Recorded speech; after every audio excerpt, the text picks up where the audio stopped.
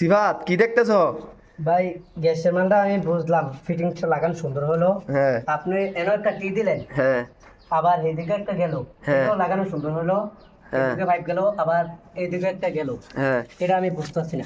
তো এই যে দেখতেছো এই পাইপটা, তো এই পাইপটা কিসের জন্য রাখছি তো তুমি এটা বুঝতেছো না নাকি?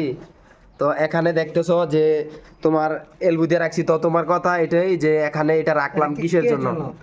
তো এটা রাখা হয়েছে তোমার এখানে আমরা কিন্তু যে বিল্ডিং এ কাজ করতেছি, তো ওই বিল্ডিং এ কিন্তু লাইজার পায় নাই।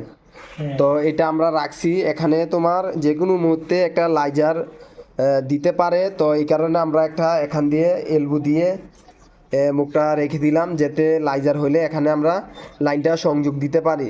তো এটা হচ্ছে, তো তুমি কি বুঝতে পারছো? হ্যাঁ ভাই বুঝছি।